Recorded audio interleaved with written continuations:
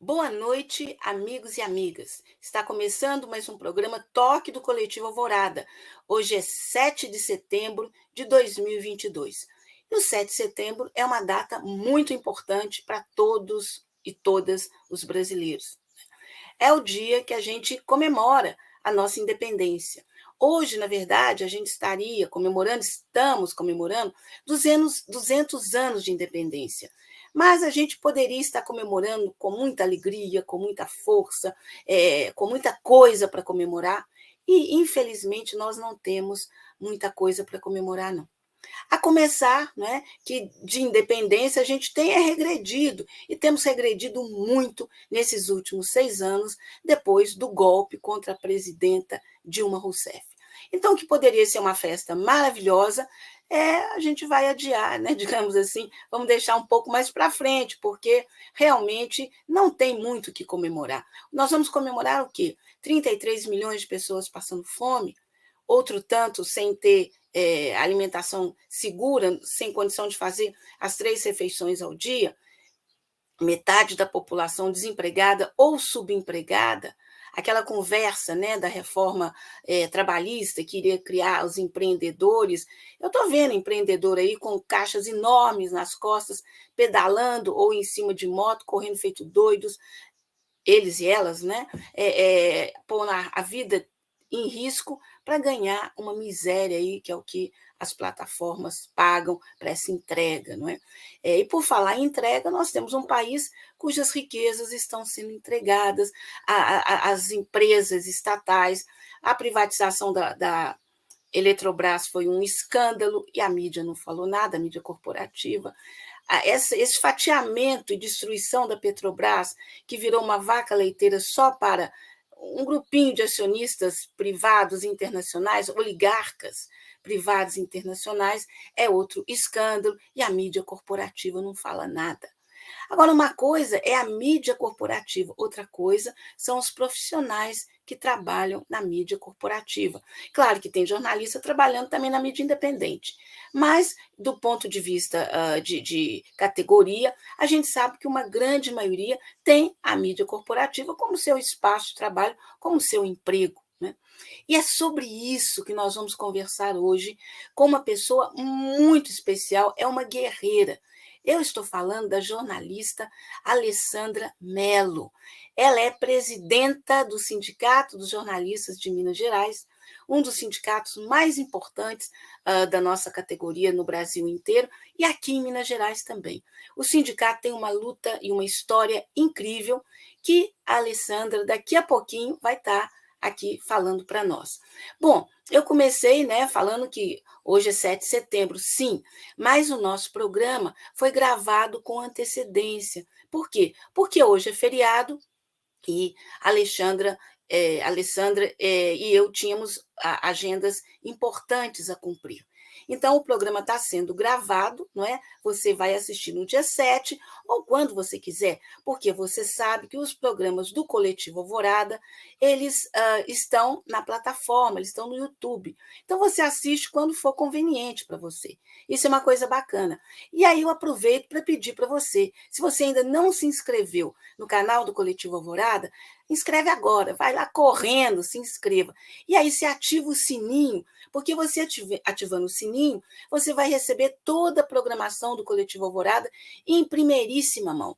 E olha, vocês, muitos já sabem, né, mas talvez um ou outro ainda não saiba, o Coletivo Alvorada, além desse programa, o Toque do Coletivo Alvorada, ele tem mais 10 outros programas, entre programas semanais e programas mensais. Todos eles com temáticas da maior importância e que você não vai encontrar na mídia corporativa, essa midiona aí. Essa que é focada na publicidade, nos interesses dos anunciantes e no interesse dos donos. Aqui não. O interesse do Coletivo Alvorada é a coletividade, é você, é seu amigo, é sua família, é cada um de nós. Então, eu acho bacana, fica aí a minha dica para você. Se inscreva lá no canal do Coletivo Alvorada se você ainda não fez isso. Bom, então eu vou aproveitar e vou chamar a nossa convidada de hoje, a nossa entrevistada de hoje, a querida Alessandra Mello. Alessandra, boa noite, seja muito bem-vinda. Muito obrigada a todos e todas aí, todos do Coletivo Alvorada, esse coletivo tão importante para a nossa história, né? A história da cidade, do Brasil. Um prazer estar aqui com vocês. O prazer é nosso e muito obrigada, viu? A gente sabe que você está com uma série de agendas, muito ocupada, e ter tirado um tempo bacana para a gente poder conversar. Bom, vou começar então, Alessandra, pedindo para você contar um pouco da sua história como jornalista, não é? Como é que é essa trajetória tão bacana até chegar pela segunda vez à presidência do Sindicato dos Jornalistas aqui em Minas Gerais? Bom, gente, a minha vida inteira, eu estava conversando um pouquinho antes com a Ângela, dizendo que, na verdade, a minha vida inteira eu fui repórter. Na verdade, eu nem imaginava que um dia eu ia militar no Sindicato dos Jornalistas. Eu era afiliada, mas ia lá de vez em quando, ia quando tinha campanha, ia quando a Eneida, nossa ex-presidenta, me convidava para algum evento ou outro, mas nunca tive militância ferrenha dentro do sindicato. E fui levada para o Sindicato dos Jornalistas por uma coisa que me deixava muito incomodada, que era a censura que os jornalistas sofriam em Minas Gerais, principalmente imposta pelo governo tucano, né, pelos governos do Aécio Neves, pelos governos do Anastasia na sequência. Aquilo ali era uma coisa assim que me incomodava extremamente. Eu achava que aquilo ali não podia continuar e resolvi começar uma militância dentro do sindicato, inicialmente tendo essa pauta como a pauta que me movia, né? Lutar contra a censura imposta pelo poder político e econômico aos jornais em Minas Gerais. Onde a gente ia em Minas Gerais, a gente ouvia um caso de censura, né? Um repórter contava para o outro um caso de censura. Eu fui muitas vezes também censurada dentro da redação, censurada por coisas bestas às vezes, assim, coisas pequenas no mundo da política e outras maiores também. Então, fui levada por esse caminho, não imaginava que nessa trajetória a gente ia sofrer um revés tão grande, nós jornalistas, e nós entidades de classe como um todo, né, que a gente ia ter uma profissão ao longo desse período tão precarizada, que a gente ia ter os nossos direitos tão vilipendiados, que a gente ia ser alvo de uma reforma trabalhista péssima, que acabou, tirou direitos, esvaziou os sindicatos, impediu o acesso das pessoas, dos trabalhadores à justiça, o que eu acho uma coisa absurda, e segue aí esse caminho dessa contra-reforma, que só tem por objetivo defender os patrões. Então, fui nessa toada de tentar nessa luta, e acabei envolvida por uma luta maior, e hoje eu tenho um enorme agradecimento por ter escolhido essa militância, porque o Sindicato de Jornalistas não é uma entidade que milita só a favor do jornalismo e das pautas trabalhistas, a gente é um espaço de defesa da democracia, de várias causas, a gente se engaja em muitas delas. Agora há pouco, por exemplo, a gente está articulando, ajudando na realização de um ato contra o vandalismo da estátua da Henriqueta Lisboa, foi vandalizada de maneira vil, machista, misógina, sórdida. Então a gente entra em todas essas causas, porque o jornalista tem esse papel, né, Ângela? Exato. Para quem não é de Belo Horizonte, conta um pouquinho dessa estátua, onde que ela está localizada, a importância dela para nós. Essa estátua, gente, está localizada na Praça da Savassi, ali na Rua da Literatura. Ela teve as mãos e os braços, ela carrega um livro. A Henriqueta Lisboa foi a primeira mulher a integrar a Academia Mineira de Letras, poeta, ensaísta, tradutora, tem cartas maravilhosas trocadas com o Mário de Andrade, uma correspondência muito bonita com o Mário de Andrade, e ela teve em junho desse ano os braços, que ela segura um livro, cortados, e foi picharam os olhos dela de vermelho. Quando foi agora, eles desenharam um pênis na boca da Henriqueta, vandalizando também. Então, isso é uma coisa vil, machista, sórdida. Nós faremos lá um ato no dia 10, às 11 horas, sábado que vem, um ato de homenagem, desagravo a Henriqueta Lisboa, lendo os poemas dela, fazendo uma divulgação da obra dela, e exigindo que a prefeitura faça restaure a estátua e coordene, né? Faça alguma coisa para impedir que esses atos de vandalismo continuem acontecendo com uma mulher tão importante para a cultura mineira, literatura brasileira, como foi a poeta, escritora, ensaísta, e eu ouso até dizer jornalista, né? Ela escrevia para muitas revistas modernistas importantes. Naquela época não existia diploma de jornalista, Então, as Como pessoas que agora, né? militavam, como Voltamos, né? agora, né, infelizmente, né, temos, mas na época nem faculdades existiam. Hoje existem faculdades e não existe mais a exigência do diploma. Aliás, não existe quase nenhuma exigência, quase nenhuma, para você exercer uma profissão de tão relevância para a sociedade como é o jornalismo, né? Infelizmente, hoje, isso até é uma das causas da precarização. Então, a nossa entidade sempre entra muito em tudo isso. Então, entrei no sindicato movida por esse desejo de fazer um combate à censura imposta pelos governos tucanos, pelo poder político e econômico. Acabei nesse turbilhão aí, já estou no segundo mandato, termino ano que vem com a esperança de voltar a ser repórter, porque eu fui A gente repórter a sabe que vida você inteira e eu gosto demais. é isso que vai ser. Eu vou fazer a pergunta. A gente sabe que você é apaixonada pela reportagem, né? E a reportagem está tão em falta na mídia corporativa. No máximo, a gente tem notícia e opinião, seja opinião escancarada ou opinião disfarçada. Mas reportagem mesmo, e no fundo, é um artigo meio em falta. Como é que é essa paixão pela reportagem e ver a mídia dessa forma que está? Um dos problemas hoje que a gente não tem mais nos meios de comunicação, investimento grande na reportagem, é a precarização do trabalho, né? Geralmente as redações, olha, eu já tive em redações que tinham 200 jornalistas, faltava cadeira para você no final da tarde, na hora do fechamento. Hoje você tem redações enxutas, é, pouco investimento em reportagem e muito investimento em matérias caça-clique, né? Bobagens que, infelizmente, as pessoas gostam muito de ler, dão visualizações.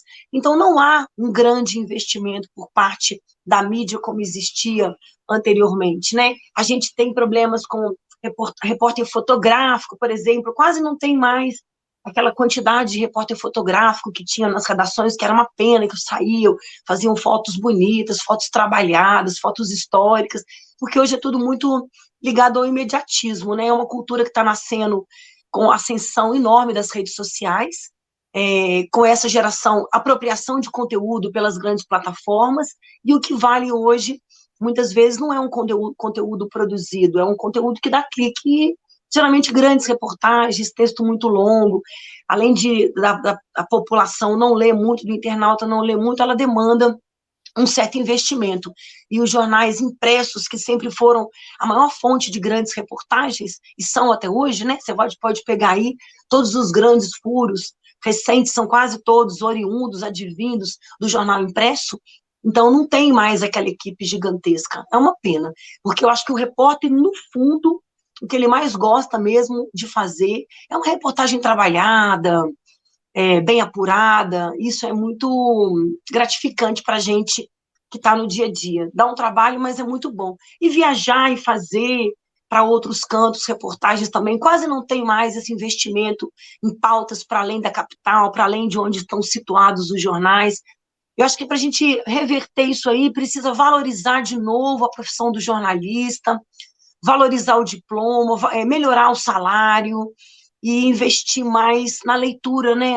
Criar o hábito da leitura, para que a gente volte a ter reportagens de fôlego, porque a pessoa precisa fazer, mas precisa ter visualização, precisa ter leitura, para que a própria empresa, as empresas de comunicação, tenham interesse em continuar investindo nesse tipo e não se apegue só no caça-clique. Né? As notícias de caça-clique tem que ter, né? Obviamente, hoje no mundo monopolizado pelas redes sociais, mas elas não podem ser a única forma de alcançar o leitor, de levar o leitor para sua página. Isso tem acontecido muito, infelizmente, né? Você tocou em pontos absolutamente importantes, né, do exercício da profissão de jornalista hoje. Mas eu quero destacar um aspecto e quero ver o que você acha disso. A gente sabe que na Europa, nos Estados Unidos, mesmo no Japão, há todo um desinvestimento das empresas corporativas no jornalista. Como assim? Antes você tinha o jornalista, o fotógrafo, o apurador, não é? A produção e tal. Hoje, com as chamadas novas tecnologias, né, que em si não é nem bem nem mal, não é? Mas com elas, muitas empresas estão cortando o número de profissionais e exigindo que o repórter seja o faz tudo. Então, tem que ter um texto final, né? Tem que saber manejar a câmera fotográfica ou algum equipamento fotográfico, tem que saber fazer edição, no caso do jornalismo para TV ou para rádio. Ou seja, o que antes envolvia um conjunto de profissionais e garantia, digamos, uma condição muito boa de reportagem, hoje um só tem que fazer. Então, aquela história, tem que estar olhando o peixe, cuidando do prato, e com isso você tem uma redução dessa qualidade. Como é que você vê isso? Você que é a presidenta de uma entidade que, né, é fundamental essa luta em defesa da categoria, e você tem feito. Na verdade, é isso mesmo, né? O repórter hoje. E sabe o que eu acho muitas vezes? O repórter hoje, muitas vezes, ele tem que fazer de tudo e o texto talvez seja o que menos importa na hora da contratação, né? E tudo passa pelo texto, um vídeo, uma arte, um card, pelo texto, pelo conhecimento que a gente tem. Isso tem acontecido demais. As pessoas hoje fazem de tudo. As redações estão extremamente... Olha, quando eu entrei numa redação, em 95, a gente tinha um chefe de reportagem que ele mandava para você uma sugestão da pauta, os contatos, sugestão de pergunta, tinha a pessoa que coordenava geral, cada editoria tinha o seu coordenador das pautas do dia. Hoje não tem nada disso.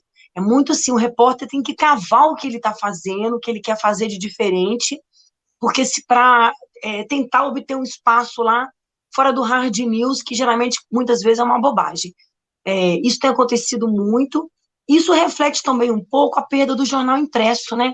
Antes a gente tinha os jornais no Brasil que vendiam 1 milhão de assinaturas impressa, entregue pelos correios, na porta da sua casa. Hoje a gente não tem mais. Então também isso é um pouco reflexo da mudança do fazer jornalístico. Algumas empresas não conseguiram, a maioria, eu acho, não conseguiu ainda entender esse fenômeno e se adaptar a ele, inclusive financeiramente. Por exemplo, os maiores problemas trabalhistas que nós temos são nas empresas de impresso, são nos jornais impressos, não são nas rádios, não são nas televisões, não são nos sites que surgiram pós-era da internet, são nas empresas do jornal impresso. Lá é a nossa maior fonte de problema, de precarização do trabalho. Eu acho que é tudo uma conjunção. Se a internet veio para deixar as vozes mais múltiplas, mas, por outro lado, ela veio também com esse problema, né? Do conteúdo rápido e da sobrevivência do jornal impresso.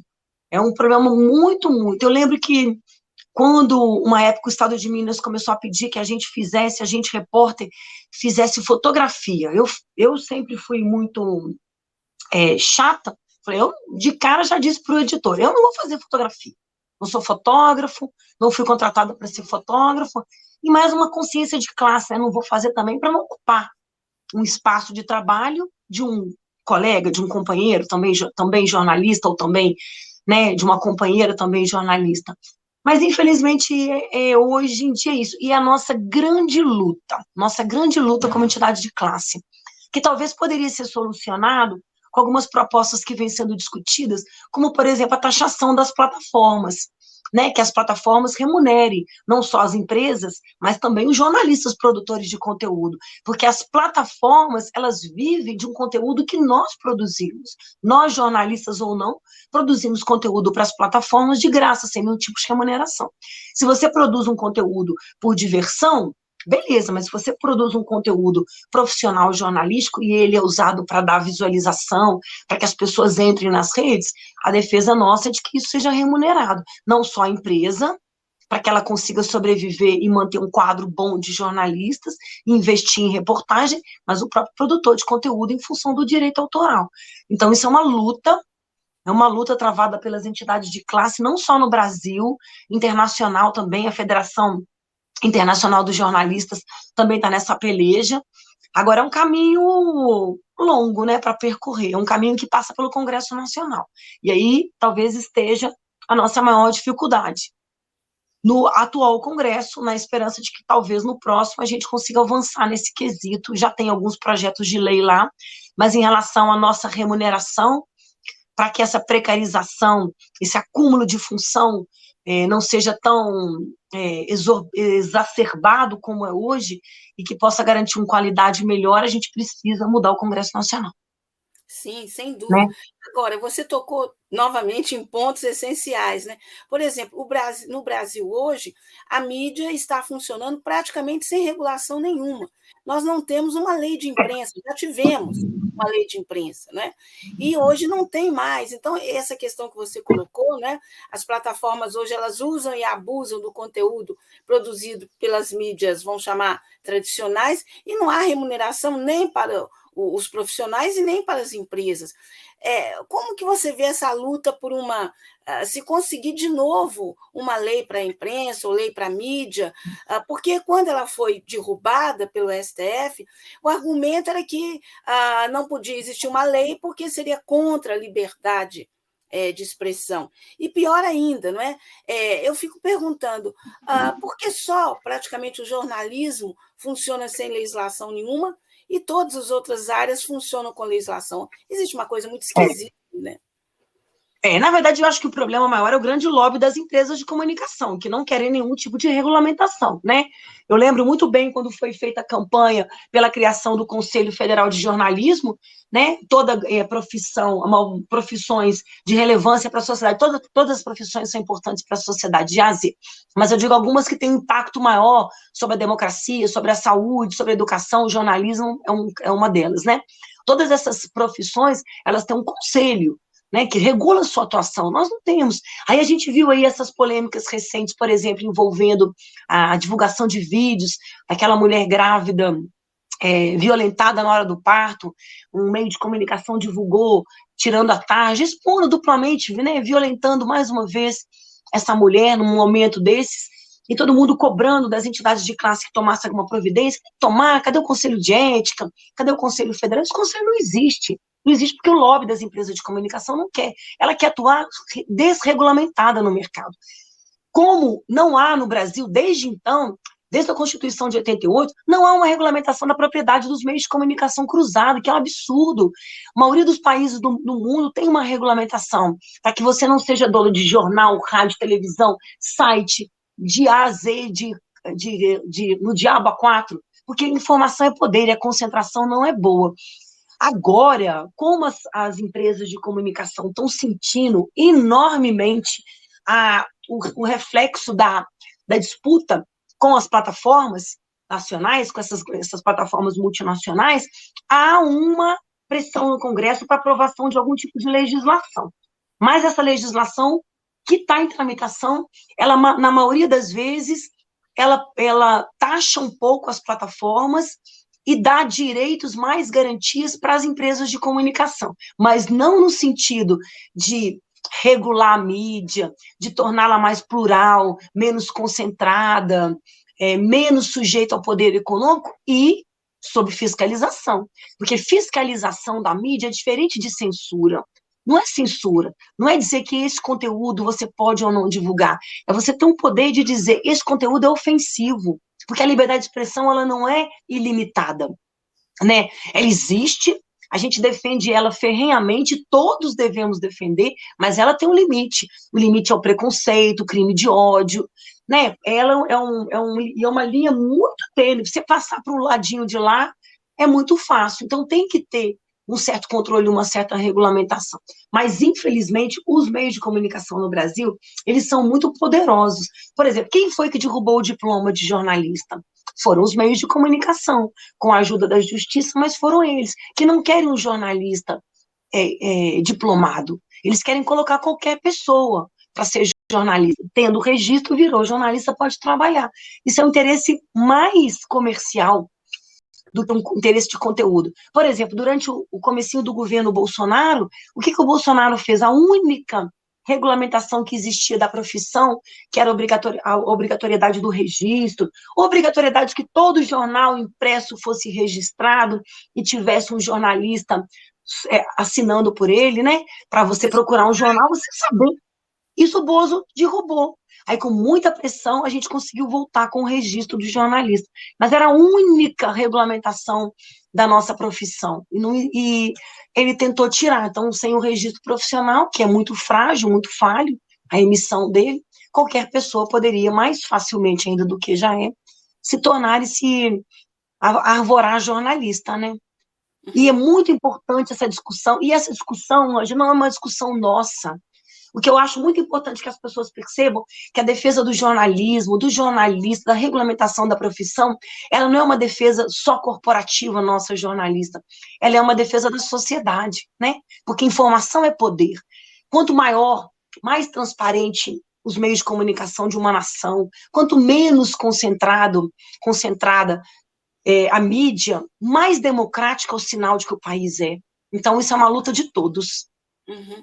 Olha só, claro, mas é incrível como que a mídia, né, as corporações midiáticas, elas conseguem distorcer essa discussão. Eu estou lembrando, por exemplo, se não me engano, foi no início do segundo ano do primeiro mandato do ex-presidente Lula, ele enviou para o Congresso a proposta de criação do Conselho Nacional de Jornalismo.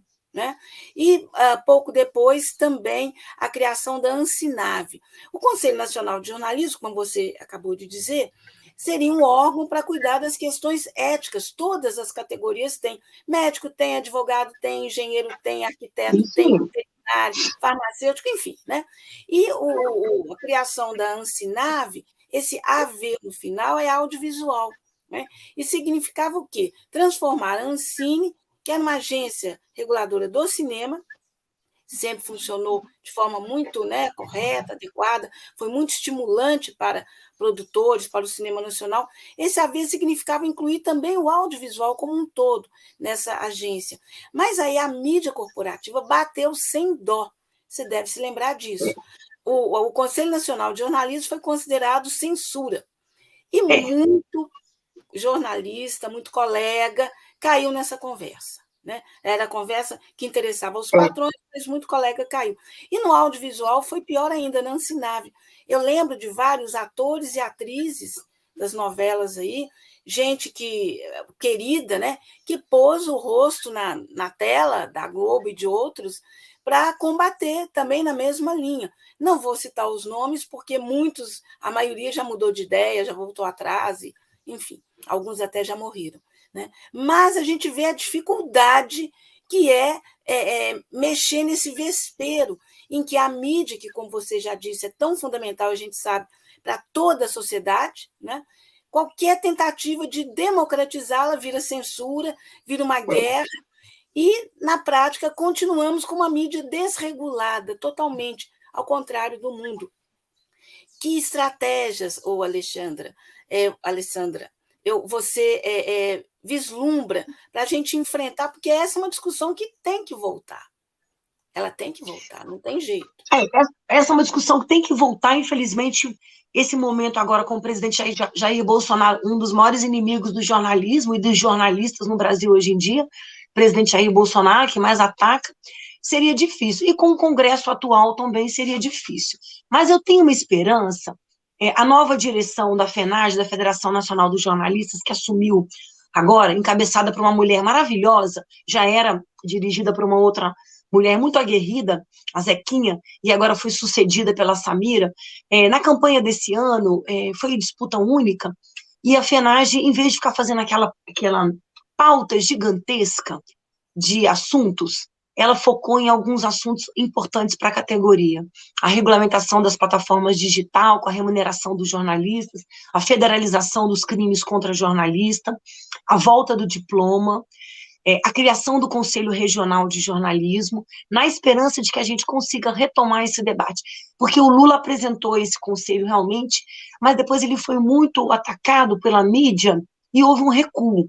Né? Agora, eu acho que o presidente Lula, depois de tudo que ele passou, que teve muito um dedo, assim, a mão fundamental da imprensa na sua condenação, no seu afastamento da candidatura, em tudo isso, eu acho que talvez ele tenha, a partir de agora, uma percepção maior de que você não pode compor tanto assim com os meios de comunicação sem algum tipo de regulamentação, você não pode fiar nisso. É preciso estar no papel uma legislação que garanta uma mídia menos concentrada. A mídia no Brasil é comandada por 9 famílias, a maioria dos jornais e revistas e rádios, é muito pouco, porque informação sempre foi uma arma poderosíssima. E agora, em tempos de rede social, em que ela espalha, feito um rastilho de pólvora, ela é mais importante ainda, a gente tem que ficar mais atento ainda. Então, eu acho essa uma pauta fundamental. Tenho esperança de que depois de tudo que passou, e o Lula sendo eleito agora novamente, ele vá ter essa consciência mais clara e a gente consiga retomar esse debate. Mas é preciso também, aí volto a dizer, gente, eu estou batendo nessa tecla, assim, igual um mantra. A gente precisa melhorar o nosso Congresso Nacional. Precisa. A gente precisa ter uma bancada mais progressista, para que a gente consiga avançar nas pautas, porque o presidente sozinho não consegue fazer nada. Não adiantou a gente eleger a Dilma, reeleger a Dilma e reeleger um Congresso conservador. Ela foi caçada por ele, injustamente golpeada, por um Congresso fundamentalmente formado por donos de meios de comunicação, porque são muitos, apesar da legislação proibir, eles continuam donos de meios de comunicação, os políticos, os parlamentares, são os maiores proprietários. A Eles e gente os tem uma seus laranjas, né? Porque o que tem de então, porque eles não colocam, eles colocam o nome de pessoas próximas e dominam. E por que eles estão no Congresso? Porque informação é poder, eles usam os meios de comunicação para se reeleger e para se manter no poder. E aí, e para quê? Para transformar o Congresso num espaço privado, de interesse pessoal deles e não coletivo.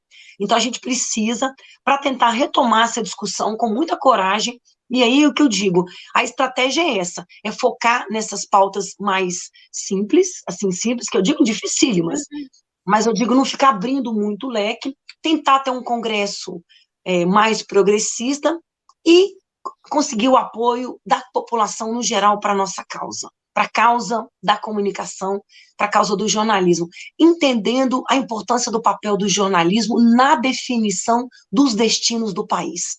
É só a gente pensar o que a gente passou de uns tempos para cá, que a gente vai ver qual que é o papel da imprensa e como ele é relevante, e isso não pode acontecer, a Deus dará. Não é para censurar conteúdo, mais uma vez repetindo, não é para dizer, você, como dizem, Globo não vai poder falar, você vai poder falar de tudo, Globo, você não vai poder fazer perseguição judicial, você não vai poder fazer matérias machistas, racistas, homofóbicas, né? Você não vai poder, você tem que, o meio de comunicação tem que garantir. O contraditório, não é? Por exemplo, a Operação Isso Jato mesmo, não o plural vetou. e o contraditório. É isso aí. É isso que Até precisamos. hoje, a Vaza Jato não chegou à tela da Globo, né? Até hoje, a Vaza Jato. Né? A Operação montou, né, aquela conversa da Lava Jato. Então, quer dizer, mas a pessoa teria acesso a esse conteúdo. Mas peraí, um tipo de mídia não pode falar o que bem entende, endeusar e depois não mostrar o outro lado. Né? É isso mesmo. Né? Mas, Quem não se lembra, Ângela, dos esgotos saindo, assim, quando o Jornal Nacional fazia matérias sobre R$100, um duto, né? ou então um duto saindo notas de dinheiro, né? Isso tudo é tudo relevante, né? Associado à cor vermelha, né? E um mínimo aí de semiótica, a gente sabe onde que isso deu, né? Forçou esse ódio todo ao PT, à esquerda, né? Mas eu queria voltar só numa questão anterior, que você colocou com muita propriedade a importância de se eleger bancadas progressistas no Congresso Nacional, na Câmara e no Senado, porque só um presidente progressista não dá conta. Né? O Lula enfrentou isso, a Dilma enfrentou e foi alvo de um golpe. Né? Mas, voltando à questão também do Conselho Nacional de Jornalismo, eu participei de um seminário na semana passada e uma das pessoas está pesquisando exatamente como é que foi essa questão do Conselho, a tramitação do Conselho na Câmara. Né? E aí a pessoa lembrou uns aspectos que eu também tinha esquecido, e eu acho que a maioria de quem acompanhou isso de perto esqueceu, que é o seguinte, o que ficou para todos nós, para você, para mim, foi que o Lula recuou, né, na questão do Conselho Nacional de Jornalismo. Mas não foi bem assim, não. O que aconteceu é o seguinte, a pressão foi tão grande sobre ele que a maioria conseguiu bloquear a pauta. Então, ou ele aceitava a derrota dessa pauta, não é? Ou não tinha votação do orçamento para o ano seguinte. E tem prazo para votar esse orçamento, não pode virar, né? Para o ano seguinte. Então, ele não teve saída, ele teve que, né, aceitar, digamos assim, a derrota, que foi uma derrota imposta. E claro que a mídia não falou nada sobre isso. Né? Eu também tinha essa impressão, eu achava que eu tinha retirado o projeto, eu tinha deixado para lá. Não, ele não pôde seguir com o projeto porque a mídia, quer dizer, estava lá, mas a mídia falou: enquanto não derrotar esse projeto, a gente não vota o orçamento. Como que um governo inicia, né, É. Então, esse tipo de pressão que, claro, a mídia não registra, né? A pesquisadora, no caso, teve que ir lá procurar, né, nos anais, ver como é, como é que foi, porque não chega isso para ninguém. Né? Bom, mas você está colocando coisas muito importantes, Alessandra, e eu gostaria de perguntar para você, nessa conjuntura tão difícil que a gente está vivendo, né, com já diminuiu, mas tem ainda, né, algum rastro, né, de ameaça de golpe, no ar, essa coisa toda. Como que você vê a perseguição aos jornalistas e como você vê também jornalistas, de alguma forma, fazendo coro com pautas e interesses desse governo que está aí, no plano federal? Ó, a perseguição contra os jornalistas hoje, a violência contra os jornalistas é uma coisa assim que eu acho tão preocupante, e o que me deixa assim, mais angustiada nisso tudo é que eu acho que não há uma ação efetiva do Estado para poder combater. Recai muito essa responsabilidade sobre as entidades de classe, e nós, como entidade de classe, não temos poder para isso. Porque esse é uma coisa que tem que ser combatida firmemente, porque a impunidade é o combustível dessa violência. Então, é preciso que as pessoas que agridem os jornalistas nas ruas fisicamente, antes a gente era xingado, hoje a gente é agredido, hoje a gente apanha. Isso é muito grave. Precisa ter uma ação muito dura contra isso. Que as pessoas sejam investigadas, punidas, obrigadas a fazer trabalho voluntário, assistir palestra, pagar uma multa, contratar um advogado, porque isso tem um efeito pedagógico em coibir essa violência, que, infelizmente, ela é assustadora, ela se alastra, e eu digo isso, Ângela, assim, com muita propriedade, porque até semana retrasada, eu fazia o boletim semanal de notícias da Federação Nacional dos Jornalistas. A FENAJ tem um boletim que ela solta toda sexta-feira, ela solta até nas redes sociais, quem tiver curiosidade para ver os boletins, dá uma olhadinha lá. E o que a gente fazia no boletim? A gente pegava as principais notícias dos sindicatos do Brasil, do mundo, do Brasil inteiro, de A a Z, e compilava.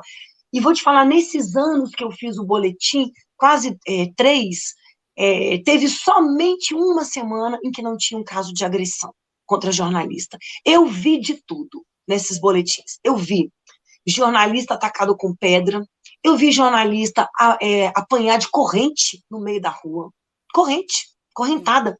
Aqui em Minas, jornalista ter o dedo quebrado, apanhar com o tripé da câmera, o repórter cinematográfico, pegou o tripé, bateu nele. A gente viu um jornalista tomar uma gravata e ser jogado no chão ao vivo num posto de saúde. Fora os ataques misóginos, machistas, ameaçadores, violentos contra as mulheres. A gente viu o presidente Bolsonaro insinuar que uma jornalista gostava de dar o furo, horrível, baixo, vil, sexista, coisa de criança, sabe, idade de, como diz meu menino, coisa de quinta série, que está com problemas ainda para definição dessa questão da sexualidade, né, de como encarar a sexualidade. Então, assim, coisas muito ruins, e não há ação efetiva, não há. Como a violência acaba sendo caracterizada, a física, como crime de menor potencial ofensivo, o processo não passa do BO. Ou quando avança do BO, não há investigação. É formal, passa do BO, a Polícia Civil vai lá, toma um depoimentozinho, e no final faz uma transação penal, ou então arquiva e não segue adiante. Então isso precisa ser coibido. A nossa defesa é da federalização dos crimes contra jornalista, que esses crimes sejam investigados pela Polícia Federal com mais autonomia e com mais força e pressão. Agora, crimes só no exercício da profissão, não é estou andando na rua, fui assaltado e quero que a Polícia Federal investigue. É federalização. Porque eu acho que talvez a sociedade e o Congresso Nacional e o Poder Judiciário, o Legislativo e as forças de segurança talvez só se atentem para essa importância da gente fazer esse combate quando talvez aconteça um caso mais grave, mais violento, né? A gente teve aí, sábado passado, um jornalista que levou um soco no estômago, dentro da delegacia. Ele estava dentro da delegacia quando ele apanhou. Ele não conseguiu fazer o boletim de ocorrência. Ele teve que sair da Polícia Civil e procurar um posto da Polícia Militar. Dentro de uma delegacia, ele não conseguiu ser acolhido pela segurança, pelas forças da segurança. E quando foi na Polícia Militar fazer o BO, teve que ser escoltado para voltar para casa, porque os carros da polícia estavam lá. Aí de onde vem isso? Vem, gente, desse movimento de extrema-direita, esse movimento fascista, comandado por quem? Pelo presidente Jair Bolsonaro, né? A maior expressão do fascismo no Brasil, da extrema-direita, que infelizmente a imprensa às vezes não gosta de taxá-lo com essa palavra, que é o que ele de fato é, o que ele de fato é, de Não, a extrema-direita mídia não fascista. fala em presidente extrema-direita, a mídia nacional, né? A mídia estrangeira, a internacional, Trata ela ele como sempre extrema-direita. É, extrema-direita, né? Aqui não, é. aqui é só o presidente, né? É, aqui usa eufemismo para ele. Eufemismo não, fascista, extrema-direita. Estão todas as características do fascismo aí dando as caras, batendo na nossa porta. Então precisa isso, a nossa luta é por isso. A gente recentemente teve agora no Ministério Público, vamos levar uma carta de sugestões, tivemos com o procurador, mas a sugestão é uma só, apura, né? Chegou um caso lá, apura. A gente teve um caso do Papai Noel bolsonarista que agrediu um jornalista, tinha um vídeo com várias pessoas chutando o jornalista, hostilizando. Nenhuma das pessoas foi identificada. A polícia não nos pediu o vídeo para ver. O inquérito é vergonhoso. O inquérito, um repórter jornalístico investigativo faria um inquérito milhões de vezes melhor do que o que foi apresentado. Mas a gente conseguiu uma retratação pública dele, o que é um passo, teve que contratar um advogado, o que é um passo, sentiu no bolso, né? Toda essa dificuldade. Então, é isso que a gente precisa, que essa pauta seja tratada com mais responsabilidade, para que a gente não reverbere um dia numa violência muito maior. Chega, por exemplo, as eleições, o dia das eleições, fica todo mundo tenso para poder sair na rua. E fora, né, Ângela, que não vou nem entrar aqui no que é lamentável sobre os ataques contra as mulheres jornalistas, né, com um cunho horroroso, estético, machista, pregando violência sexual, que, assim, nossa, é desanimador. Mas a Sim. gente tem feito um combate muito grande de encher o saco das instituições para que elas tomem providência. Não só o Sindicato de Minas, todos os sindicatos do Brasil têm feito um trabalho muito grande nesse sentido de cobrar ação efetiva para punir, coibir essas ações. Sim, a própria ABI, né, que teve a sua direção Também. renovada agora no início do ano, né? Se não me engano, foi em abril, início de abril, ela também está com uma política assim, de tolerância zero a qualquer tipo de agressão, né?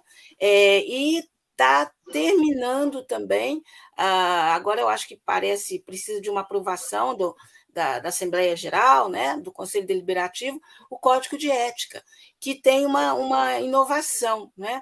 Em geral, os códigos de ética dos sindicatos, da FENAGE, né, eles abordam o profissional.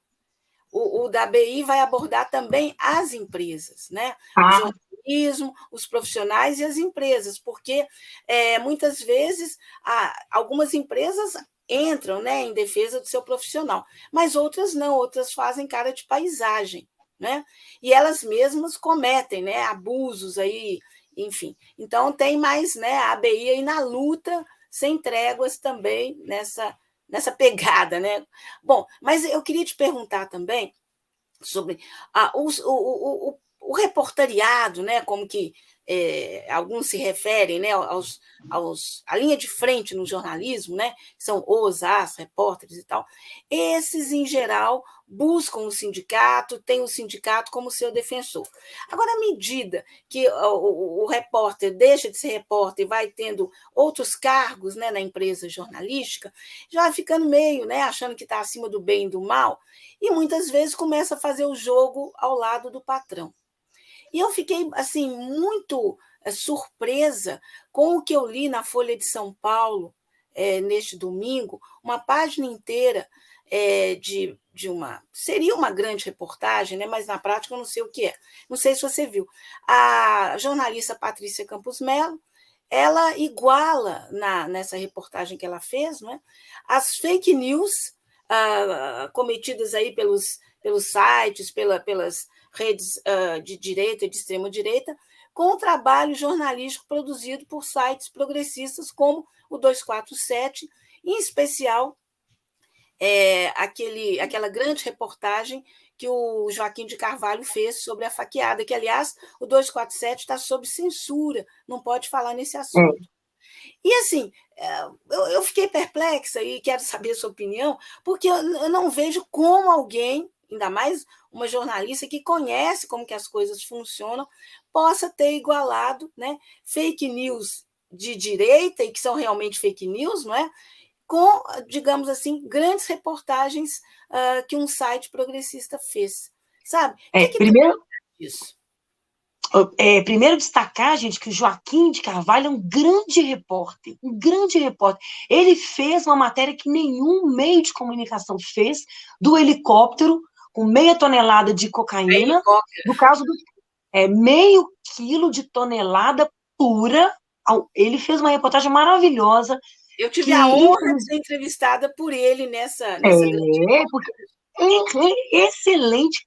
Um caso tão emblemático como esse, que ninguém foi atrás a fundo. Joaquim de Carvalho fez essa matéria maravilhosa. Quem se interessar para ver, é impressionante. Eu acho isso uma injustiça. Eu não li esse texto, então vou dizer, desconhecendo ele, mas eu vejo muitas vezes as pessoas comparando o que eles dizem, as fake news, com os sites progressistas de esquerda. Primeiro, uma injustiça tremenda, porque há, primeiro, uma diferença gigante. A notícia falsa, ela é feita sabendo que é falsa, de maneira propositadamente falsa, dando uma aparência de verdade para enganar as pessoas. Os meios de comunicação não são isentos, nenhum deles são donos da verdade, não são isentos nenhum de cometer falha ao longo da apuração. Somos todos repórteres, seres humanos, podemos cometer, a gente faz de tudo para não cometer, mas pode acontecer. Então, é muito diferente de quando algum site comete algum deslize, alguma informação truncada, alguma coisa errada, de você comparar com fake news, porque a fake news, ela é produzida de maneira deliberada. Ela não tem um caráter... Não é a tizona do Zap, não. É parte isso mesmo. Da guerra híbrida, não é? Aquilo isso mesmo. Aliás, Guerra Híbrida é um livro que todo mundo deve ler para não achar que tudo que está acontecendo é teoria da conspiração e é coincidência. Não é. É tudo orquestrado. Então, é uma injustiça esse tipo de comparação. Não comparem as fake news com algum problema que pode acontecer. Alexandra, tipo por acaso, está aqui comigo, aqui, ó. Tô ilustrando. Eu recomendo demais esse livro. Acabou de falar. Esse livro, gente, tem que ser lido, porque nós estamos mergulhados numa guerra híbrida, né? É isso mesmo. Tem que saber em detalhe o que está acontecendo, e aqui é um bom momento para começar a se informar. Então, eu só virei garota propaganda do livro. Alexandra, e eu vou ficar garota propaganda da editora Expressão Popular, que eu adoro. Confiram os títulos da Expressão Popular, que é muito boa, muito boa. Então, eu acho isso uma grande injustiça. Esse tipo de comparação, porque ela coloca todo mundo no mesmo patamar, e ele não é um patamar verdadeiro, não, né? Então, todo mundo, eu vejo muita crítica, o 247 é um jornal de esquerda. Ora, eu acho que os jornais, eles, muito mais legítimo que eles assumam o lado que eles estão, do que a gente faça como os outros jornais, que finge que não tem lado, e tem lado claro, claríssimo. Mas no mundo inteiro, os jornais... tentam dar uma aparência de que não tem, né? Não, mas então eu entro no 247, eu entro no 247 sabendo que eu vou ter lá um jornal progressista de esquerda. Agora eu já entro num outro jornalão dessa mídia corporativa tradicional e ela vai tentar despistar que ela tem lado, vai tentar despistar que na eleição passada todos eram pró-Bolsonaro, que chegaram num momento do segundo turno que disseram que o Haddad era o oposto do Bolsonaro, que era o outro lado da mesma moeda. que a escolha era Entendeu? O muito... que não é verdade, que é absurdo. Os jornais que não deixam que você chame o presidente Jair Bolsonaro nos seus manuais internos de presidente de extrema esquerda, de extrema direita. Você não chama, não proíbe o uso desse termo para dar o quê? Um viés que não existe, gente, não existe imparcialidade no jornalismo. Todo mundo na vida tem um lado. O que precisa ter é justiça, equilíbrio, o direito ao contraditório. O lado todo mundo tem. Não tem jeito. A hora que eu escolho uma reportagem, que eu entrevistei a pessoa 50 minutos, eu pensei aquela fala, aquilo ali já é uma escolha.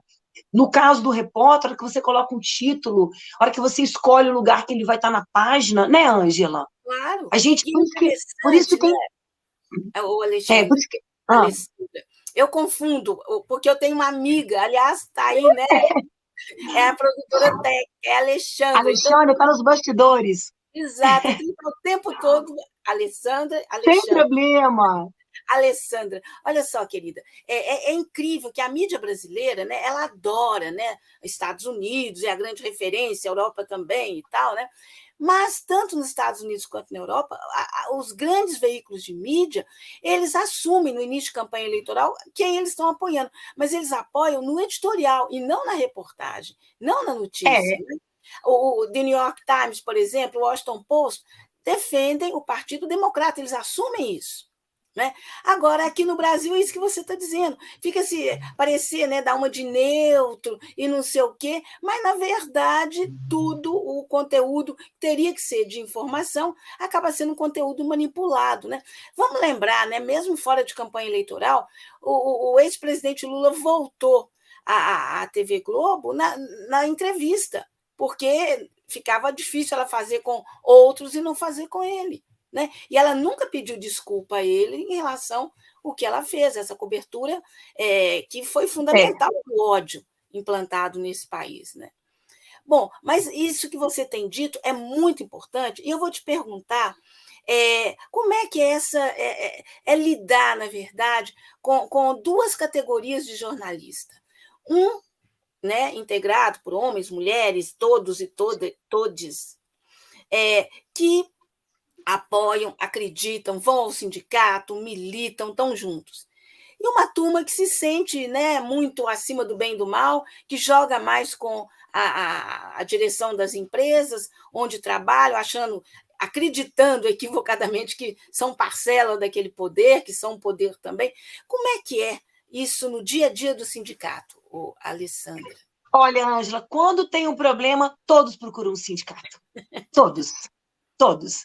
E muitas vezes procuram o sindicato. Mas assim, vou te falar, estão lá no topo, a hora que tem algum problema, ainda que não colaborem financeiramente com a entidade, ainda que não sejam sindicalizados, ainda que algumas vezes tenham uma reserva na luta pela questão do aumento salarial. Adoram quando todo mundo gosta, quando a gente conquista um aumento, coisa cada dia mais difícil conquistar aumento hoje em dia para o trabalhador, é praticamente uma tarefa hercúlea você conseguir aumentar o salário. Todos procuram o sindicato no final. E quando tem um problema, o destino é o sindicato, de A a Z. Eu já recebi editores lá de grandes jornais, de A a Z, com problemas de toda sorte, salário, não desconto de pensão alimentícia, assédio, vão lá e a gente acolhe todos sem distinção, sempre na tentativa de fazer entender que o que é muito importante que a gente tenha consciência de classe. Né? Falta muito para o jornalista, eu acho, às vezes, a consciência de classe. Ele entender que ele é uma pecinha, ele é um trabalhador, um operário da notícia naquela engrenagem. E hoje, cada dia, as peças da engrenagem são substituíveis. Então, você tem que se apoiar no seu colega, na luta coletiva para melhorar o seu salário, para melhorar a sua condição de trabalho, porque no final, mesmo os que ganham muito, eles também são explorados, eles também têm jornadas excessivas, eles também são pressionados e muitas vezes são censurados. Olha, acontece muito de editor, chefe de jornal, tem uma contribuição taxa negocial que precisa aprovar, né? Tem que mandar uma carta para a RH autorizando a descontar quando a gente fecha convenção coletiva. Ó, já teve N casos em que editor me procura e fala assim, ó, não vou assinar a carta porque a chefia não gosta do sindicato. e vão achar que eu apoio a entidade, mas eu vou fazer uma contribuição para a conta do sindicato. Isso acontece muito, muito, muito, muito. E é um trabalho que a gente faz, assim, ó, tanto que tem várias redações que a gente tem um grupo de jornalistas e um grupo de editores. Eu acho isso um contrassenso, né? Mas eu acho um contrassenso. Acho que no final somos todos jornalistas, todos trabalhadores, todos precarizados, todos trabalhando muito e ganhando mal, todos sem aumento há muitos anos, todos sob enorme pressão. Então, o ideal era que a gente caminhasse junto. Mas o trabalho da conscientização da importância da luta coletiva, ele é muito difícil. Ele é muito difícil. A gente faz. O nosso diretor de sindicato, Rafael Verquema, muito bom diretor, um jornalista muito atuante, ele sempre me liga angustiado, fala assim, Alessandra, a gente fica apagando incêndio o tempo inteiro de problemas, e a gente tem que fazer mais formação política. Eu também acho que era o nosso desejo maior de fazer mais esse enfrentamento, nesse sentido do jornalista se entender mesmo que ele precisa se unir, que a profissão está cada dia mais difícil, salários mais baixos, que só mesmo a gente, na luta coletiva, a gente tem força para fazer esse enfrentamento. Então, a gente tenta, com todas as dificuldades, né, que é a situação hoje em dia, uma instituição sem recursos, muito enxuta, sempre precisando de dinheiro, aí não tem muito braço, mas a gente segue nessa tarefa aí, que eu acho que é a nossa tarefa principal. E olha, Ângelo, sem cabotinismo, eu acho que a gente conseguiu muito, nessas últimas gestões, aumentar essa consciência da importância do sindicato. A gente vivia de imposto sindical, hoje a gente vive de anuidade sindical, de jornalistas. É pouco ainda, a gente poderia ter mais, que a gente poderia ter uma estrutura melhor, jurídica principalmente, que é a nossa grande luta, a nossa maior demanda, e onde a gente tem menos braço. Mas a gente vivia de imposto sindical. Quando o imposto sindical acabou, hoje a gente vive da contribuição dos jornalistas, Pois é, obviamente como entidade, nesse né? ponto, né, que eu queria te pedir para aprofundar um pouquinho. Entre outras coisas que a tal da reforma dita trabalhista, que na verdade foi uma reforma contra o trabalhador, né, fez, foi tirar a obrigatoriedade do imposto sindical, que era importante, porque era com esse imposto que, majoritariamente, os sindicatos de trabalhadores conseguiam se manter. Né? E com isso, muita gente achou, não preciso de pagar mais, né? Eu tô fora disso. Né? E aí o sindicato dos jornalistas está encontrando, o de Minas Gerais, né, está encontrando caminhos para substituir, não substituir, mas complementar, digamos assim, essa contribuição. Eu queria que você falasse isso, contasse isso mais. Você já falou um pouquinho, mas contasse isso de forma mais detalhada para a gente, porque outros sindicalistas estão nos assistindo, né? Vão nos assistir. Eu acho que são dicas interessantes para como conseguir equilibrar aí as finanças ou apontar nessa direção. Ó, a gente hoje consegue ter. Nós estamos com as contas bloqueadas, né? O sindicato está com todas as contas bloqueadas pela justiça. Perdemos uma ação trabalhista e, infelizmente, um dos principais objetivos da reforma trabalhista não foi gerar emprego, como foi dito na época e como os jornais na época reproduziram. Eu não esqueço, no dia que aprovou a reforma trabalhista, definitivamente, que ela seguiu para a sanção, no dia que ela foi aprovada, a Folha de São Paulo fez uma grande matéria, os problemas da reforma trabalhista. Ela não fez antes, ela fez depois, que ela estava aprovada, que ela estava selada já, e que tinha sido promulgada, que não tinha mais condição de reverter todo o dano que foi a reforma trabalhista. Para mim, uma das reformas mais danosas para o cidadão brasileiro dos últimos tempos, junto com a reforma previdenciária, foi a reforma trabalhista, porque ele flexibilizou todos os direitos, o negociado vale sobre o legislado, o patrão tem toda a autonomia para discutir diretamente com o trabalhador causas muito importantes, como redução salarial, como jornada de trabalho, como banco de horas. Os acordos individuais feitos entre sindicato e empresa se sobrepõem aos coletivos, sempre o individual se sobrepondo ao coletivo, que é péssimo, que é péssimo. Quando vocês verem alguma coisa, gente, que é individual vale mais que o coletivo, saiam correndo, porque é furada. E impossibilitou o acesso à justiça. Hoje ninguém entra mais na justiça, nem causa coletiva, nem causa individual, só para causas que não são não tem discussão, você foi demitido, não recebeu sua verba rescisória, aí você pode entrar na justiça. Agora, se você quer discutir uma hora extra, uma equiparação salarial, uma jornada, você vai pensar duas vezes, porque você pode ser condenado a pagar o patrão, e às vezes o pagamento é maior do que o que você ganha. E tirou o financiamento dos sindicatos. Então, foi tudo uma coisa orquestrada mesmo para precarizar e fragilizar o trabalho. Logo, na sequência, o que veio? A proposta de carteira verde e amarela, né? Uma carteira com FGTS reduzido, não sei o que reduzido, prazos reduzidos, direitos reduzidos, no geral, né? Nessa tentativa vendida erroneamente, falsamente, isso sim, notícia falsa, informação falsa, vendida como se fosse a solução para o desemprego.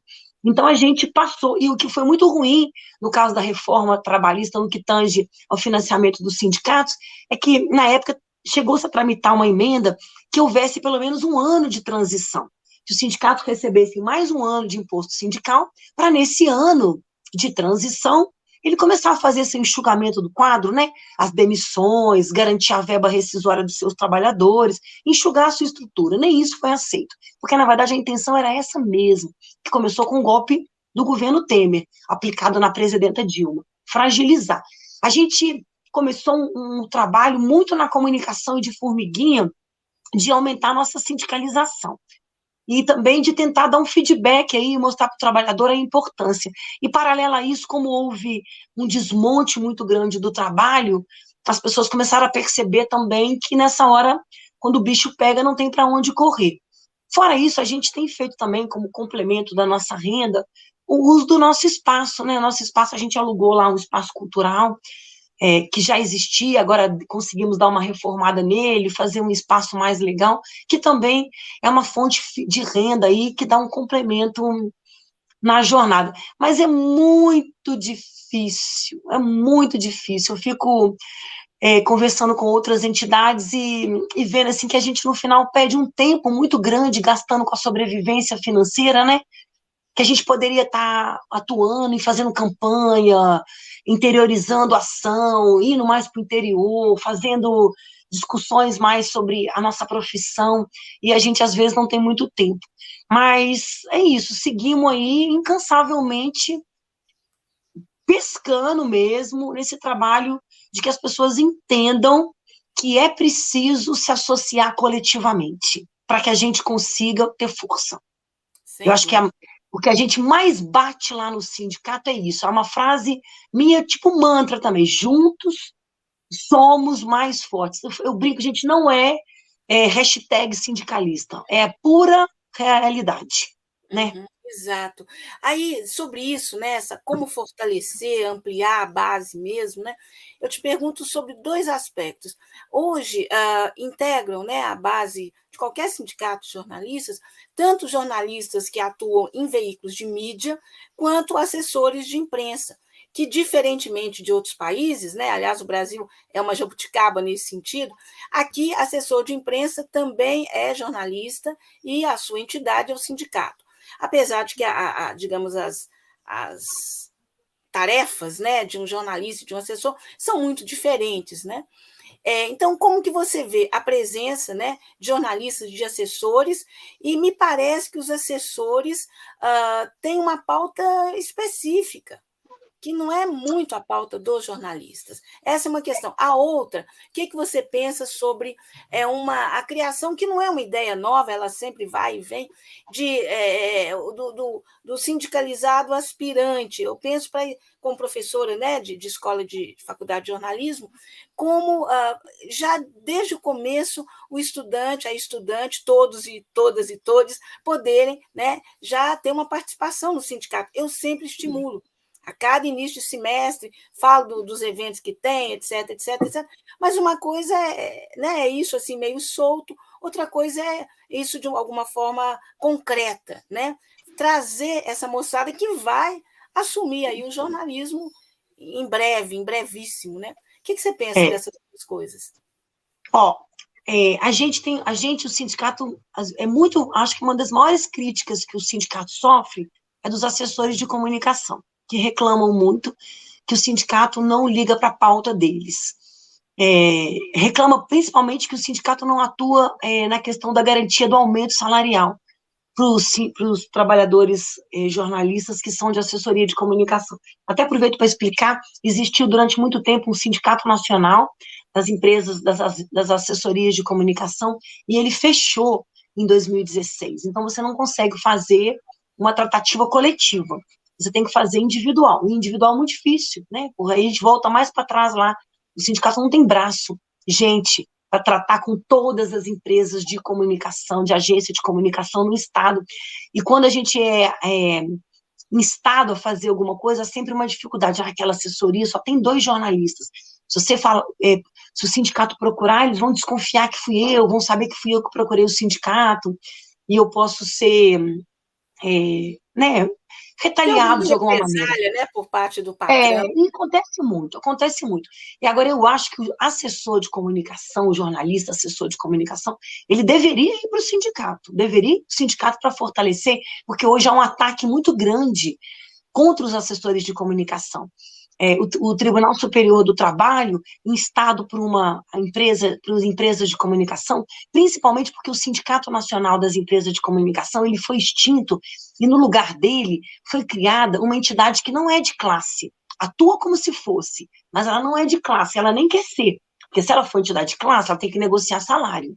Como ela não é entidade de classe, mas atua como se fosse, ela atua só no lobby dos interesses privados. E qual que é o grande interesse hoje em relação aos assessores de comunicação? É acabar com a jornada especial. Né? O TST já tem decisões nesse sentido, que assessor não é jornalista e não está sujeito à jornada especial de 5 horas. Ora, eu acho que eu sou defensora de que assessor de comunicação é jornalista, não é repórter, é jornalista. Né, mas tem a função de produzir informação, de produzir conteúdo, de ser essa ponte, esse porta-voz entre ou o Estado e a imprensa, ou o Estado e o cidadão, né, usando essa ferramenta poderosíssima que é a comunicação. Então, um ataque muito grande. A Carmen Lúcia recentemente deu uma decisão favorável no TST, dizendo que jornalista é assessor é jornalista, está sujeito à jornada especial, e mesmo o assessor de fundações, e Estado, órgãos públicos, ele tem direito a essa jornada, mas, por outro lado, há uma série de decisões contrárias nesse sentido. Então, é importante, e aí a dificuldade em atuar na questão do aumento reside nisso, de não ter uma entidade que representa a classe patronal das empresas de comunicação nesse quesito. E há, dentro das empresas, das assessorias de comunicação, uma jornada extenuante, muito grande, muita pressão, e então precisaria fortalecer nesse sentido. A gente, Ângela, tentou fazer a sindicalização. Nós temos a sindicalização do estudante. Ele, inclusive, ela surgiu até a partir de um estudante de jornalismo que foi agredido, infelizmente, não houve agressão, fazendo uma cobertura. E aí a gente resolveu criar um crachá para o estudante de jornalismo, né, para se identificar estudante de jornalismo, e a partir desse crachá, a pessoa faz uma sindicalização prévia, e quando sindicaliza, quando forma e tem o diploma, porque o requisito para formar, para sindicalizar, o principal é ter o registro profissional, né? Para tirar a carteira da Federação Nacional dos Jornalistas também, tem que ter o registro profissional, nosso número, nosso CPF de jornalista registrado no Ministério do Trabalho e Emprego. Nós temos até um quantitativo bom lá, de jornalistas estudantes pré-sindicalizados, que já é uma sindicalização e depois pode futuramente ver. A gente estava divulgando muito isso antes da pandemia, chegamos até a percorrer algumas escolas, mas aí veio a pandemia, com a pandemia as coisas meio que saíram do prumo, né? Tudo ficou muito difícil. Mas é bom até você falar, porque nós vamos voltar com força aí nessa divulgação, porque eu tenho muita preocupação, sabe com o que eu tenho preocupação? Com a renovação das entidades de classe. Eu vejo muitas entidades de classe com quem a gente atua morrendo por falta de renovação, né? Então, assim, e nós jornalistas, a gente tem uma cultura lá no nosso sindicato de não perpetuação no poder. A gente não tem presidente que fica 10, 15, 20 anos, no máximo fica 6. Então, eu acho muito importante a gente renovar, inclusive, a militância sindical. Porque, primeiro, dá gás. né? E segundo que não é bom, né? Não é bom. Nada que fica muito estacionado. Opa, parece que a Alessandra congelou um pouquinho, daqui a pouquinho ela está voltando. Deve ser um problema na internet dela. A gente sabe como que as Em internet. determinadas figuras, de poder. Aí, eu só estou comentando que você congelou um pouquinho, Não, meu Alessandra. telefone toca toda hora. Anja, é que toda hora que congela, meu telefone que tá tocando. Imagino, imagino. Não, mas por favor, Ainda mais continue. segunda é assim, loucura. Uhum. Não, mas por favor, você estava falando então que já tem, né, esses Que já nossos temos, a gente funcionários. deixou um pouco, a gente deixou até um pouco de lado isso, mas é porque, na verdade, é isso, é o que o Rafa fala mesmo. A gente tem pouco braço. Olha, o sindicato hoje, ele tem somente, até dia 15 do mês passado, tinha somente uma diretora liberada, eu. Agora a gente conseguiu a liberação da Alina Rocha, nossa vice-presidenta, muito atuante. Então agora a gente tem mais uma pessoa para a tarefa do dia a dia. Porque são muitas demandas, porque tem uma demanda que é invisível e que ela muitas vezes não aparece, acho que toda entidade de classe deve saber disso, é a demanda jurídica, de coisas pequenas a coisas grandes, que tomam um tempo da gente danado, e toma também o tempo a administração dia a dia, né? Você administrar uma entidade com dinheiro é fácil, sem uma peleja, ou com pouco recurso, né? Então, a gente precisa mesmo voltar, mas nós temos. Nós temos uma pré-filiação de sindicato, de jovem estudante de jornalismo. Agora, a gente também está com uma parceria com a Faculdade de Divinópolis para receber os estudantes de jornalismo que precisam fazer o estágio obrigatório. Lá no interior está tendo dificuldade de encaixar, né, os jovens estudantes nesse estágio obrigatório, que eu um pouco sou contra, Uhum. sabe, esse estágio Tem visto obrigatório, muitos porque o que eu filmes nesse estágio, né? Porque eu começa vejo com muita exploração, obrigatoriedade né? assim, Vira mas exploração.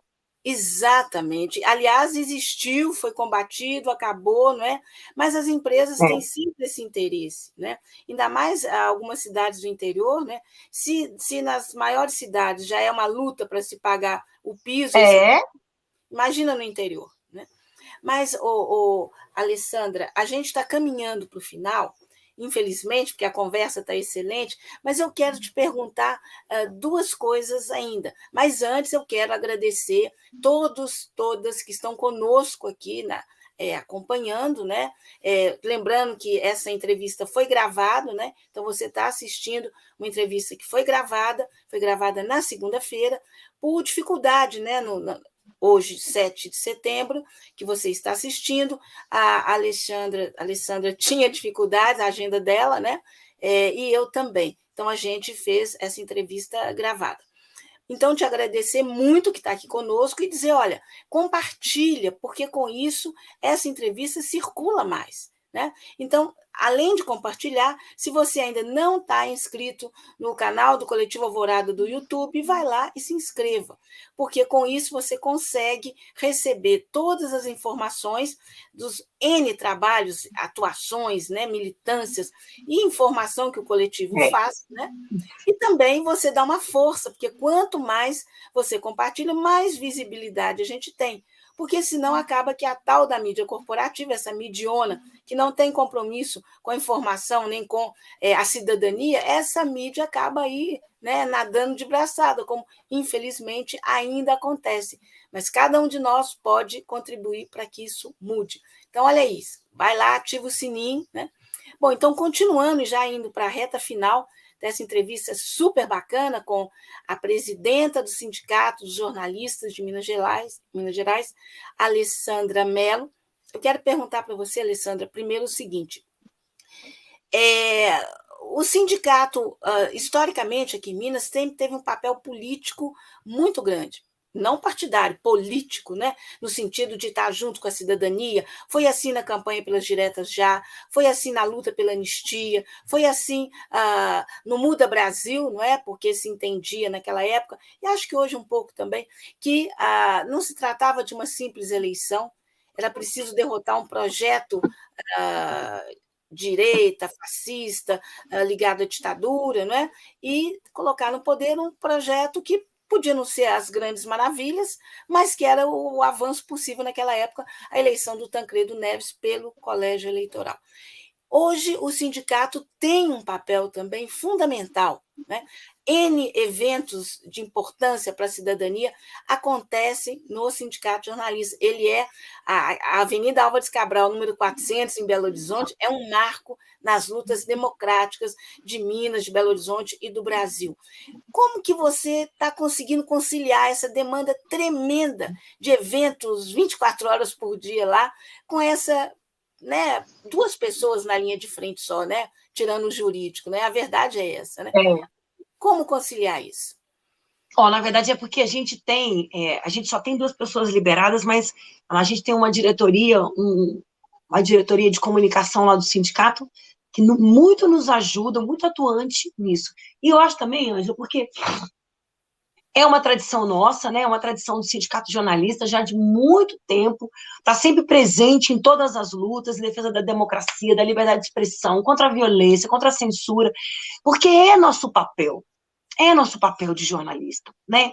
A gente, é, a gente não focar nisso, na defesa desses princípios, em levar essa informação adiante. Então a gente faz isso tudo assim com muito no peito e na raça, tudo no peito e na raça, geralmente de supetão, mas com muito orgulho. Eu acho que a entidade de classe, ela tem um papel fundamental, que é o papel principal dela, que não pode ser nunca relevado, que é a defesa do direito do trabalho. Eu acho o trabalho uma coisa muito central na vida do cidadão. A gente passa a maior parte do tempo no trabalho, dele vem o nosso sustento, e muitas vezes do trabalho vem até as nossas relações pessoais. Então, a gente tem muita preocupação com o trabalho, com o ambiente de trabalho. Mas a gente tem uma percepção também muito clara de que a entidade de classe, ela não é só para discutir trabalho. Essa é a função principal dela. Mas a nossa função, como um todo, é discutir as questões que afetam a luta coletiva, a categoria como um todo, o cidadão como um todo, a população como um todo. Então, a gente tem feito lá, e o que eu acho legal também, muitas vezes, as pessoas querem fazer alguma coisa, onde que a gente vai fazer? Mas só pode ser na casa do jornalista, que agora, perdão, foi rebatizada, se chama Casa de Jornalista. Então, tem esse... Tirou o machismo aí, né? Eu ainda não consegui eu me traio sempre e falo casa do jornalista pelo hábito, mas estou fazendo sempre um esforço que a gente resolveu tirar, né, esse artigo marcador do gênero, né, e colocar um plural, porque é uma casa de todo mundo. Então, a gente faz isso com muita alegria, muito peito, nós é muita faxina que a gente faz depois que acontece evento lá. Geralmente eu faxino, a Lina faxina, o Rafa ajuda na transmissão, guarda as cadeiras. É um trabalho coletivo, eu tenho muita alegria dele. Eu adoro quando tem ato, adoro quando tem evento, as pessoas... E a nossa casa, para quem não conhece, ela é muito agradável, né? Tem um pau-brasil lindo, gigantesco, uma varanda deliciosa. Agora tem um mural feminista, que é um sucesso, feito uma parceria que a gente fez com o coletivo pela legalização do aborto, teve um ato lá, e no final transformamos a parede num grande mural de causas em defesa da mulher, que é outra causa também que nos move muito, né? É lindo. É lindo, é que nos move muito, porque nós, Ângela, somos a maioria dentro da profissão de jornalista, nós mulheres. Nós somos a maioria. E nós não estamos nos cargos de chefia, a gente é a mais vilipendiada nas redes sociais, nós somos as mais atacadas de maneira virulenta, violenta. Então, também a gente preza muito. A gente é uma entidade de classe de muitos anos de existência, que só teve 3 mulheres ocupando o poder, primeiro Dinorá, segundo Eneida, terceira eu. Então, também outra causa que nos move muito é essa defesa das questões afeitas aos direitos da mulher, a luta da mulher por uma sociedade mais justa, porque no sentido de acreditar mesmo que essa mudança da questão de gênero, das relações de gênero, ela é importante para uma mudança maior, né? Não adianta só a gente focar de um lado, essas pautas todas, elas são um caminho junto, o racismo, a luta de classe e o feminismo, elas têm que caminhar juntas para que a gente tenha uma sociedade melhor nessa visão de que o machismo oprime a todos, todas e todes, então também é nosso papel. Temos muito orgulho, estamos sempre lá, à disposição nessa parceria aí de evento para fazer o que precisar lá. Temos coisas culturais, todo segundo sábado nós temos a Feira do Vinil, temos um bazar que é muito legal, um bazar das mulheres que vão lá, vão as imigrantes, vão mulheres das mais diversas, temos sempre debates, festas, agora a gente quer retomar, pós-pandemia, o uso para debater temas gerais da sociedade, vamos começar agora com uma roda de conversa nesse mês de setembro, sobre as pautas da legalização do aborto no Congresso Nacional, queremos discutir racismo, mas nós precisamos de braço para somar com a gente também lá, às vezes falta braço para tocar alguma coisa, né? Exato, exato.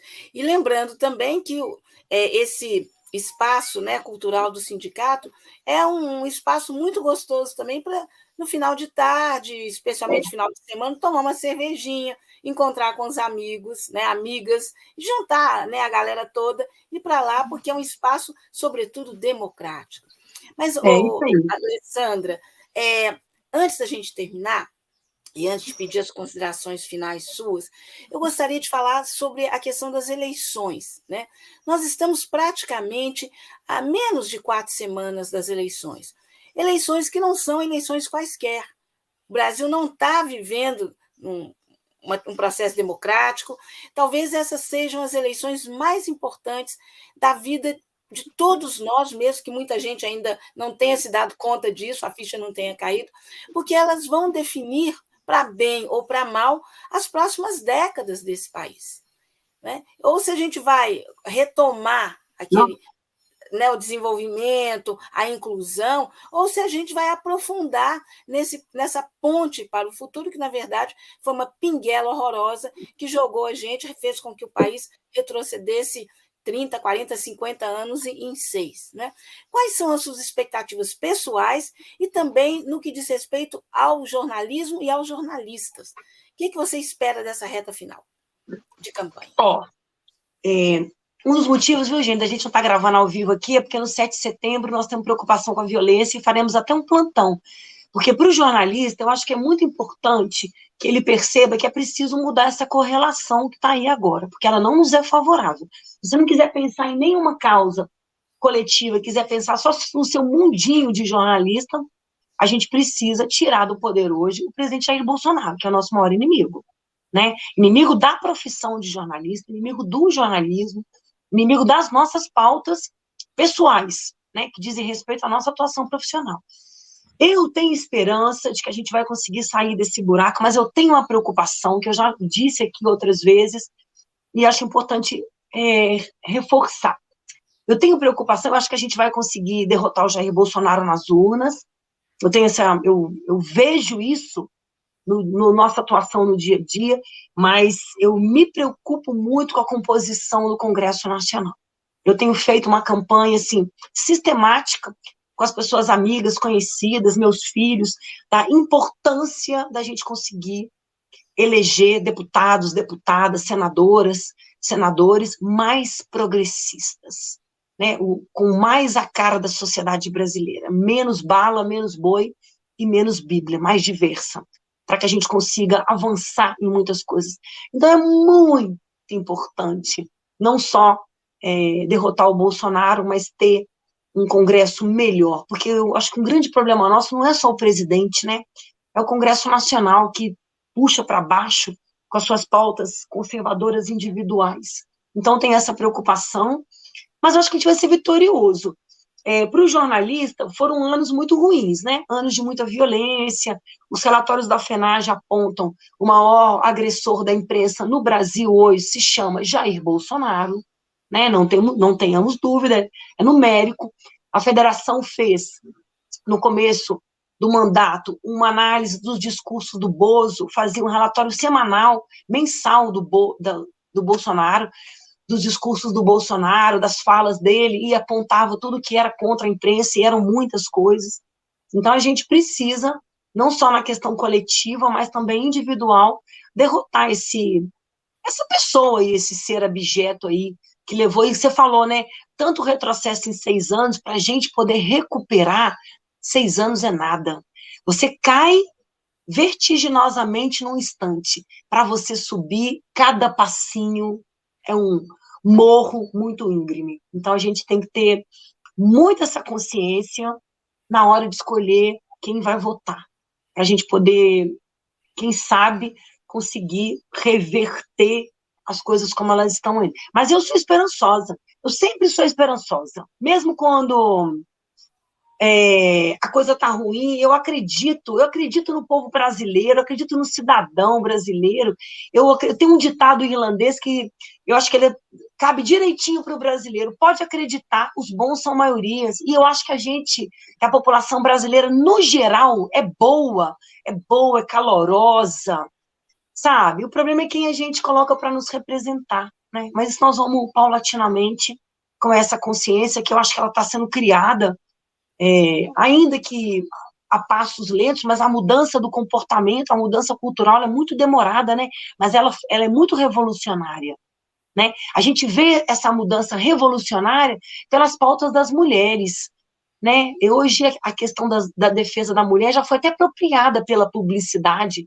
Eu comprei um shampoo ontem, assim, juntas somos mais fortes.